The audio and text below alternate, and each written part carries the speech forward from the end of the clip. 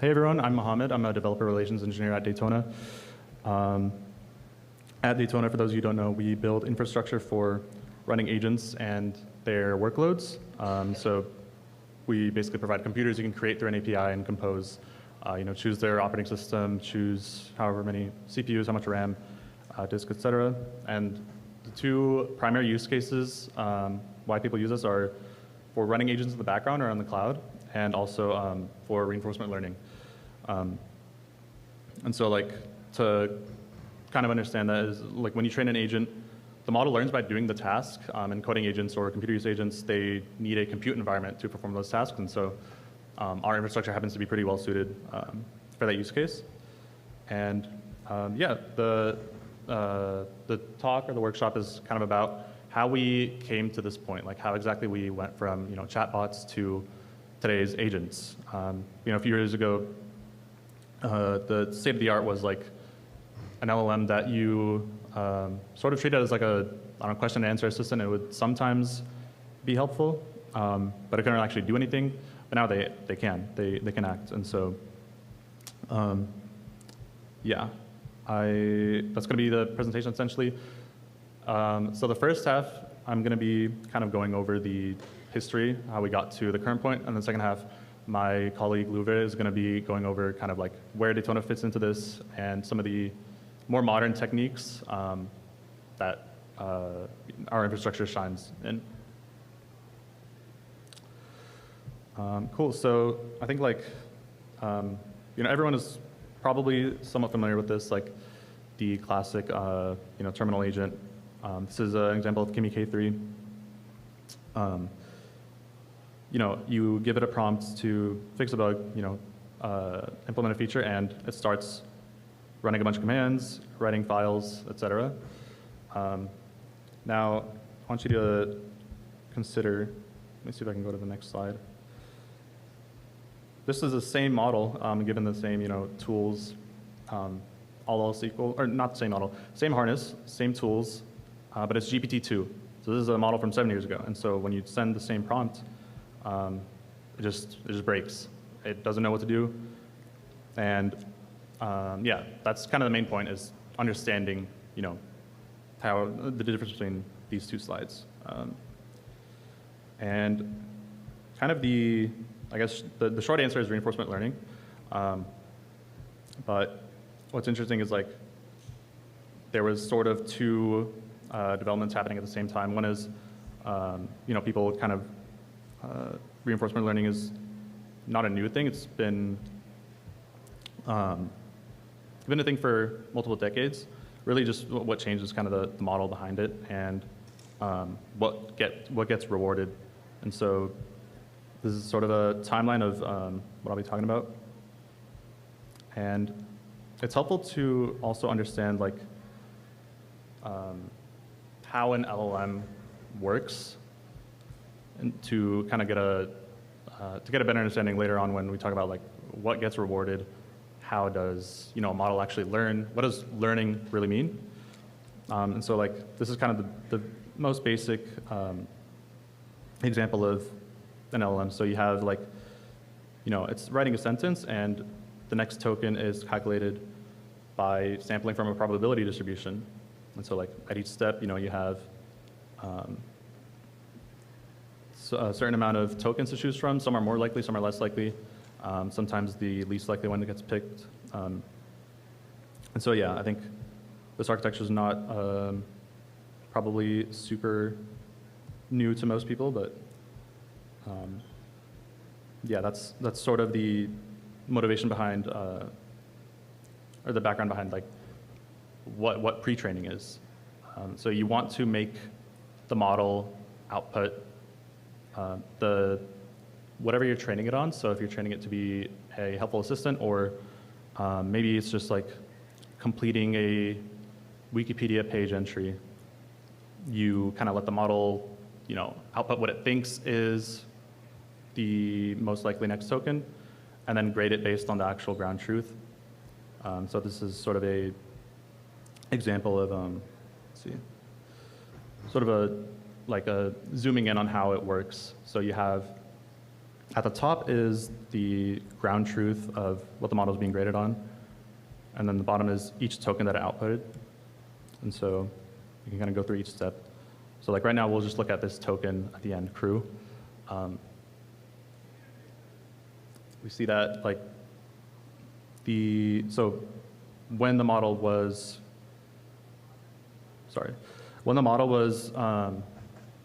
prior to this step where its weights got updated, the probability at the time was 0.61%, and then, when the loss gets calculated, which the loss is just the negative log probability, that step gets applied to its weights, and then all the kind of previous tokens, the weights get updated to be to match the ground truth more often.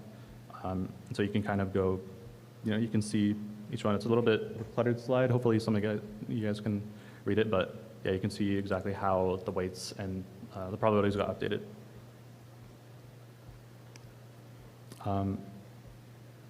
And so, after you kind of had like models that just completed a sentence, and a pattern that kind of emerged from that is you could show it a pattern where, let's say you have like, for example, this is sort of a toy pattern, but I guess a more realistic example would be if you had a list of Python functions and then you wanted it to fill in like the fourth one, then it would know somehow that it would learn from the 3 patterns that you showed it in the input, and then like pretty accurately predict what the 4th one would look like based on that pattern that you showed it. And that's all just in the prompts. That didn't require any like teaching the model to do that. It just saw the pattern and kind of learned. And so like the point is like nobody really. This is kind of a emergent property that fell out. Like no one kind of like built that pattern into the weights. It just fell out of next word prediction. And we noticed that like if you take that same concept and you just apply it to a larger model, it gets a lot better at following those patterns. And there was this kind of a few years ago, this paper about thinking step by step, and basically you can kind of see, and some of you might remember how when you would prompt like GPT and you explicitly told it to kind of think more systematically, think more carefully, it got the right answer. It would be able to kind of quote unquote reason about the problem and arrive at the right answer more often than not.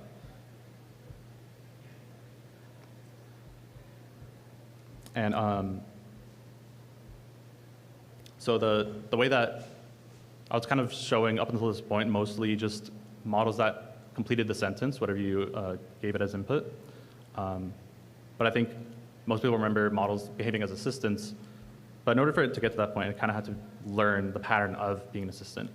And so the way that happened was just you show it a bunch of question and answer samples, and it learns that pattern. It kind of understands, okay, depending on the question, you want to be like a helpful assistant to the user. And so that was another kind of like major shift. And yeah, this is an example of a query you might ask one of those assistant models. Like the answer would be something that is hopefully helpful. I don't know if we'll be able to. Yeah, this is kind of the same concept earlier, where you kind of like update the weights so that the model learns how to behave more like an assistant more often. Right. Yeah, I think these slides are kind of repeating that concept more or less.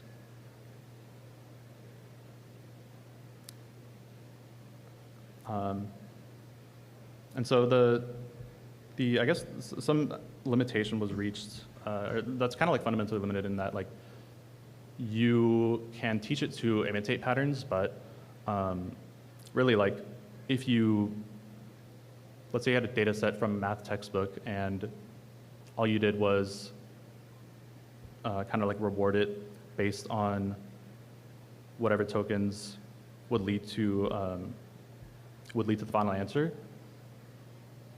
that's in a way like prescribing how the model should behave to get to the answer. And this will sort of make sense later on. It's limited in that we don't know exactly like, I guess, what the best way is to arrive at that answer inherently. And so what kind of motivates like reinforcement learning is that all you do is, reward the final answer, and then hopefully, which it did turn out to be true, the model would the reasoning from the model would emerge from that point, as opposed to, having humans kind of like tell it how to reason. And yeah, this is kind of a basic diagram of reinforcement learning. You have your agent, it acts on an environment and then receives a reward. And so one thing before even getting to reasoning, I think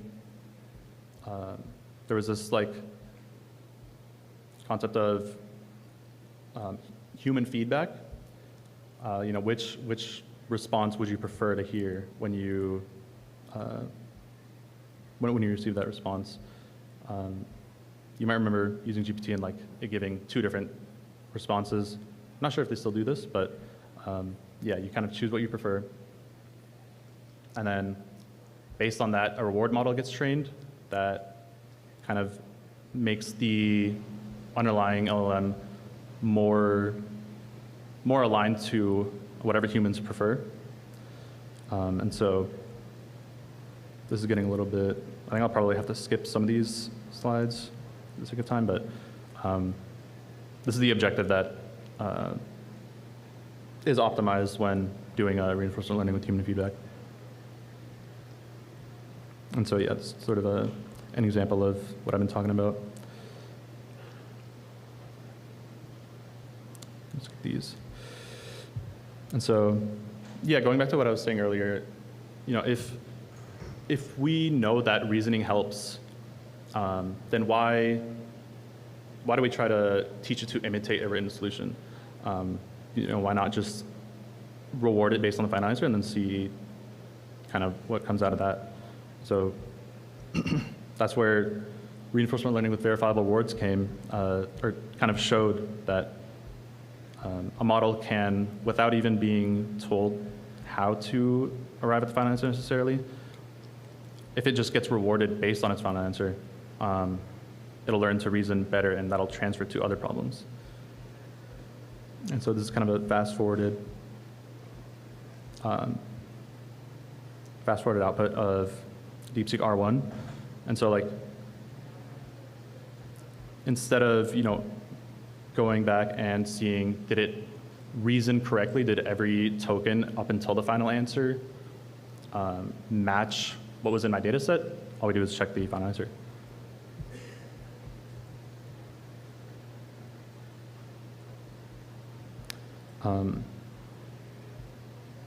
And so, one problem that emerges from that is if you have a really long reasoning chain and it does get the final answer or it gets it incorrect, how do you know which tokens in that trajectory like earn that reward? Maybe the model is going down a path that was reasonable, and later on, let's say like a few thousand tokens in, it took a bad path. Maybe you don't want to penalize the quote unquote good tokens. And like I guess the answer to that at the time was having a critic model, which kind of like guesses like, okay, is this token that was predicted, better than expected? As in, was it already very likely to output this token? Because in that case, it probably doesn't deserve to be rewarded as highly as other unlikely tokens. Hopefully that makes a little bit sense. But that sort of required like training in tandem another model. But this other, the solution to that at the time that kind of like changed things and made things a lot more efficient than having to train another model is this other policy optimization, group relative policy optimization. So instead of like doing one sample and then grading every token in that trajectory, you sample a group and then you sort of use the having multiple rollouts as a proxy to like which rewards are more deserving of credit. So as an example, let's say you have on one task 4 rollouts or 4 attempts at that task, and like most of them pass, but one of them failed. So that means like the one that failed was pretty unexpected or like unlikely. And so we really, really want to make sure those tokens are penalized harder than the other ones are rewarded, because it's already pretty likely to get the correct answer. And if we don't really take care of this like relative reward, if we reward everything equally, then you can imagine like the model will converge towards one kind of way of doing things. So that's kind of the motivation behind like why we want to assign credit particularly. And this is so this is sort of an example of what I showed in the previous slide. So like we have 4 trajectories here. One of them received, here they go. 2 of them received the low reward, 2 received the high reward. And I'll just go quickly over like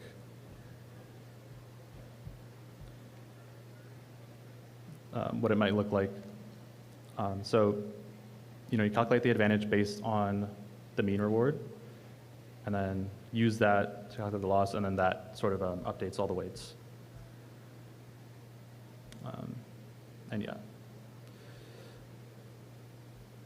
And so like,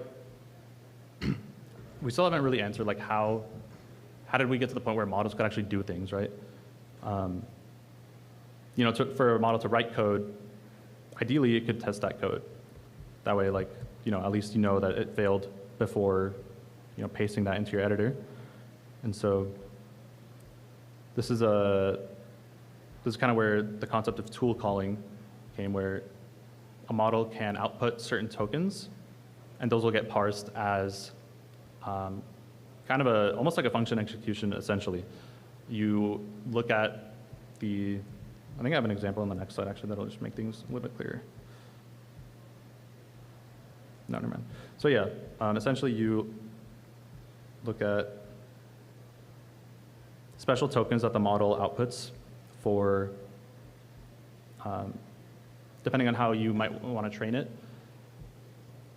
you teach it to output tool calls in a certain format, and then it learns to, you sort of like reward it to output in the format, and then reward it to use that more often when solving any problems it might be given. And then it learns to, when it thinks it needs to call a tool, it outputs those tokens, wraps whatever it needs to run. So in this case, this model I'm using wanted to run this command, and so there's a parser not shown here that waits for an output that looks like that from a model that's wrapped around special tokens. And when it sees that, yeah, it kind of executes that in an environment.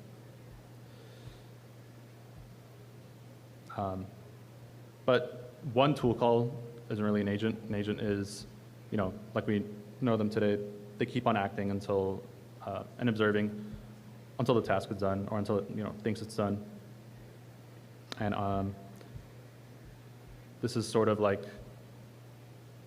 sort of the evolution that well, it's a little bit outdated, not super outdated, but yeah, you guys probably remember at first it was like, GitHub Copilot, and then the agent actually like lived in your editor, and now like we use terminal agents, or some people might still use editors or other UIs, but yeah. And so like, the point is that the environment that we think of, like when we think of reinforcement learning, became a computer, because these agents, coding agents, they need to call tools. That file editing tool, code execution tool has to be executed in some compute environment. And so like training an agent now, you have to deal, this was the case previously, but now it's like at a larger scale, you sort of like have to deal a lot with cloud infrastructure and handling that. That's sort of, like I said earlier, yeah, one of the reasons why people use Daytona for reinforcement learning.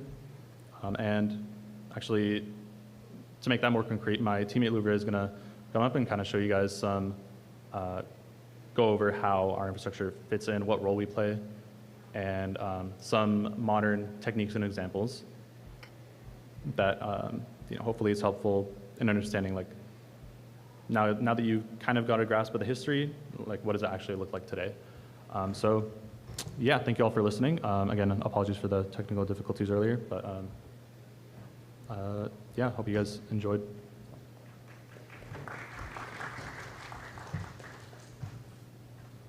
Yeah, thanks, Mohammed. So yeah, I'm going to like show some, specific examples of, RL training runs which use a sandbox. And yeah, also like examine, okay, so like what does modern reinforcement learning look like? Like there's a lot of, we don't like necessarily know. We don't really know like how the OpenAI models that have solved all these open mathematical problems have been trained. But we do know like a lot of about at least Chinese models, Kimi, K2, GLM, and then also into West, the Composer 2, which is also based on Kimi. But yeah, so like we do know some things about how the modern RL is done. And one thing that we do know is that it's done in sandboxes, which means every agent gets an isolated computer in which it does a certain task. And then it's graded based on some verifiable criterion. I mean, there's also like more things that come to it, and we're going to see some of them. But overall, yeah, that's kind of the standard right now, which is just rollouts in their sandboxes. I mean, that's also kind of a side effect of nowadays coding being the biggest application of these models. So yeah, we're going to see like a specific training run on Qwen 3 8 billion. Just doing some standard Python things in a terminal, basically. And we're just going to like examine what happened during that run. Some things might generalize, like big training runs, some might not. But yeah, and yeah, for this example, we're going to be using Sky RL for like the trainer part, and Harbor for the environment and the rollout part, and the environment is going to be Daytona sandboxes, basically. But I mean, it could be run in any kind of sandbox. So yeah, and it's I mean, this kind of points to one thing that is like maybe worth mentioning, which is that in RL, you basically have two parts. One is the part that generates your rollouts, and the other is the trainer, which updates the weights. And nowadays, usually you have like different libraries dealing with each of them, and then you have like some different sandbox as substrate. So yeah, that's one kind of distinction worth keeping in mind. So yeah, this is one. This is kind of the case study of a reinforcement learning run. It's Qwen 3 8 billion, run on 8 H100s over 4 hours, starting with about 30% accuracy, or rather the 0.3 reward, but that is basically because this is the binary reward that corresponds to the accuracy on solving these coding tasks. 4 hours, over which 1,440 rollouts happened. It tried to solve that many problems, of course, some of them repeating. So yeah, we're gonna just hop into this different slide. We're basically gonna see that training run sped up like 60 times here. So here we can see the GPU utilization, which is gonna be a bit jumpy. In some like super optimized setups, you wouldn't like have it super jumpy, but here there is some downtime as the sandboxes start up and as the episodes wind down, basically. But yeah, basically you can see, so this is like going at 60 times, so each second represents like 1 second of the training run. Here you can see, so each step involves 8 tasks, 4 rollouts for each of those tasks. Some of them fail, some of them succeed. Sandboxes are getting created all the time. In each step, 32 of them, then toned down. The reward is like slowly climbing up over this time. You can also see like the breakdown here of like, okay, so each individual step in this training run, how much does each of its like subcomponents take? And you know, usually it is in RL training runs, like most of the time you spend on actual rollout, so on like the model acting, you know, generating its turns, etc. But then you also have the turn where you're like, you know, doing the backwards pass, which can also be like kind of a non-trivial part of it. And you also have the weight syncing. So after you've updated the weights, you want to like so in your trainer part, you want your rollout generator parts to get new weights or other new policy. Yeah, this is an example of like a completely synchronous reinforcement learning run. So that yeah, you just do one step, you update the weights, you update the policy or update the weights, and then you do the next step, the future rollouts with completely new weights updated. So this is like one of the things that's done a bit differently in the name of like efficiency nowadays. There's like a few optimizations we are gonna see and that are like used in like these big training runs such as Kimi, K3, and GLM runs. But yeah, this is like wrapping up slowly. This training run, I mean, sped up 60 times. But yeah, the kind of the thing to notice here is, yeah, just there's like this whole cycle. Some of it involves the weight, some of it is related to sandboxes, which spawn for individual rollouts in each step.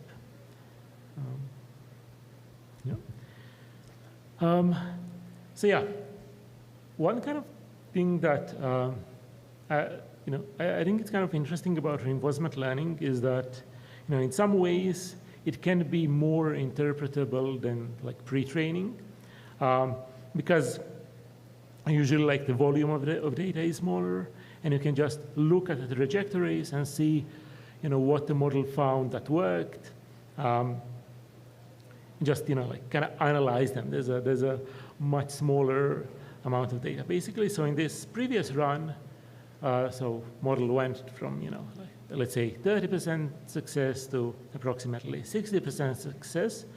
But kind of an interesting thing is just to notice what it kind of learned. It didn't learn some new insights about algorithms and such things, but it just learned to format, you know, what it wrote better. So it didn't do like double quoting inside double quotes when it wrote things to a Python file, the text file. It didn't, you know, one of the things that tripped it up, so it happened in about a quarter of rollouts at the start, was it would output the, you know, the literal new line character rather than actual new line. And so like those are the things that the model kind of actually learned during this training run. And it kind of connects to that whole debate, like whether RL actually teaches the model new things, or does it just like reinforce things that were taught to it during pre-training?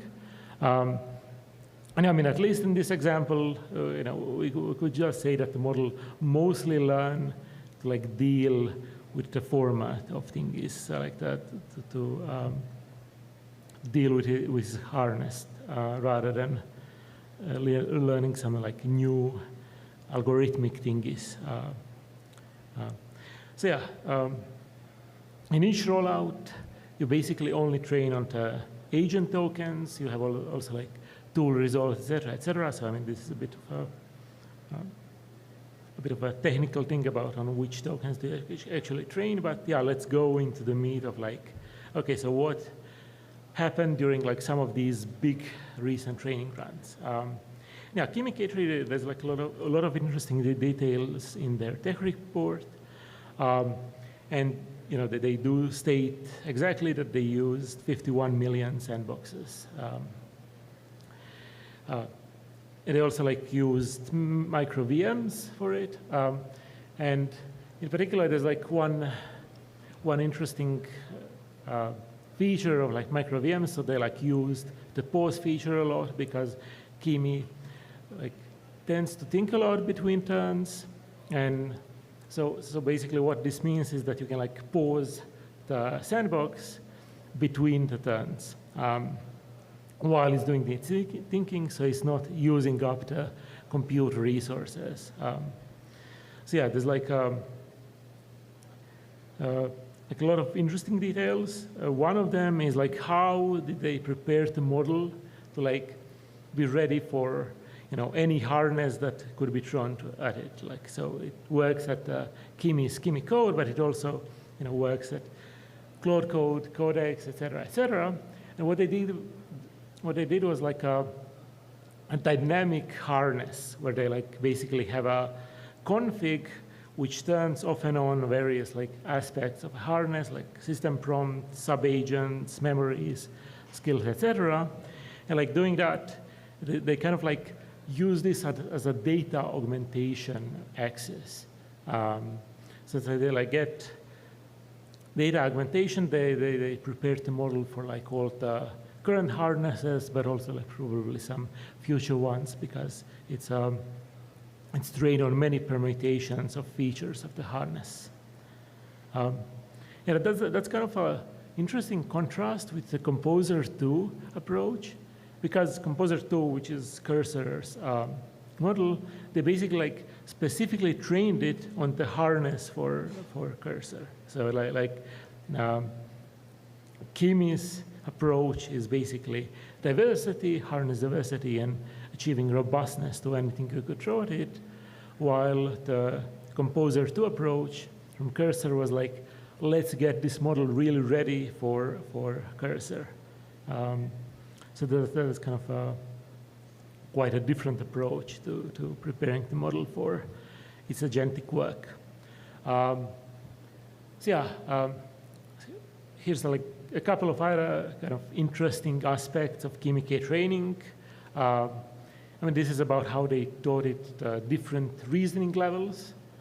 They were basically just, for a given reasoning level, give some token budget, which is also like problem dependent. And then also like just if the model went over that token budget, they would just, just give it -1 reward, irregardless of whether it was right actually. And yeah, so like the final model actually was composed of 9 reinforcement learning runs. Which are then, then on policy distilled onto the final model. And so they did like 9 models. So the matrix, 1 model for each reasoning level, low, high, and max. But also they had like general model like general conversations, the agentic model, and a coding model. So there's like 9 separate reinforcement learning runs, and then all of them got distilled into the final model. So, I mean, they verifiably did some distillation. We just don't know if it was also on some other models, but this is like kind of approach of training expert models and then distilling them onto your kind of main model. So yeah, the on-policy distillation is kind of a technique that's nowadays used a lot, and it kind of composes nicely with reinforcement learning in general. So basically, as in this Kimi K3 example, they had like, let's say some, coding expert model, and then they would generate rollouts with their, generalist model, which is not to be confused with the general model in the previous slide, but just like their final model. They would generate rollouts with it, and they would score its tokens with the expert model. And that way they would like, they would distill all these models, kind of impart part of their wisdom into the final model. And this is like a pretty versatile technique. You need to access to the model so you can get its full log probes for every token. But yeah, if you do, it's pretty powerful for distilling or going from a teacher to a student model. And yeah, another kind of like interesting thing nowadays is that you need like a lot of environments, and that's like a pretty big industry nowadays. But Kimi K3 and GLM at least do share some details about how they actually make synthetic environments with their agents. So like there's like a lot of variety there, and Kimi K3 actually has like this big directed acyclic graph of like the internet where like they try to like cover every area with some synthetic environment. And just, the kind of the environments is a new form of data, so to say. So previously, you would like try to increase your data set as much as you could. Nowadays, like there's a decent amount of pre-training data on the internet, but there's like not that many environments, and so the environments are currently actually valuable part of the kind of the data stack, and then you want to employ your models into building better and better environments. So yeah, one other thing that's like pretty prominent with the current models is like the prevalence of reward hacking, which is basically a model does something that kind of on the paper satisfies your reward, satisfy your verifier, but it doesn't like actually correspond to the actual thing that was supposed to be done. So there's like this very famous illustration of reward hacking from 2016 from OpenAI, from like a very simplistic game where the model was, it was supposed to learn this game, but it just like learn to spin in a circle and collect these kind of score packets. Yeah, so what one says with LLMs is, something like this, but just a lot more sophisticated because, your kind of policy is actually, an intelligent agent, which is, actually trying to, and, now, as we know, actually, reward hacking has like kind of become literal. It has literally become hacking nowadays, at least in some cases.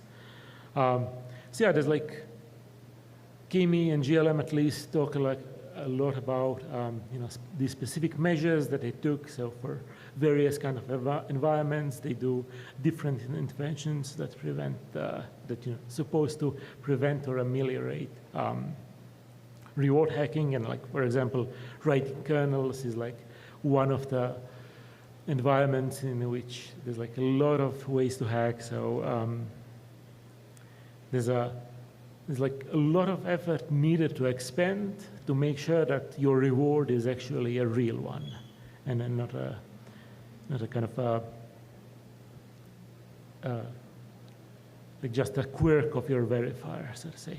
So yeah, what is actually, so I talked a little bit about this before on that, like live, rather sped up run. So where does the, in a single step in reinforcement learning, where does the time go? And I mean, it's mostly into rollouts because yeah, models take a lot of time to think.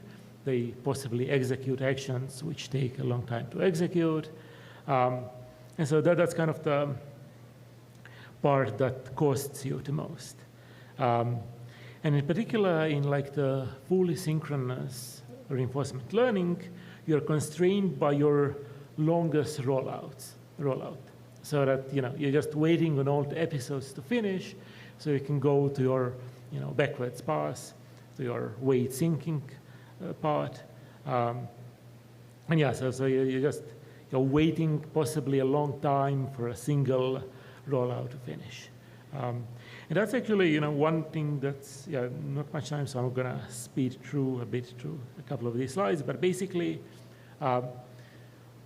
you can just try to generate as many rollouts as you can, not wait for some specific ones to finish, and just wait for a certain number of them to finish, and then immediately update your policy, update your weights.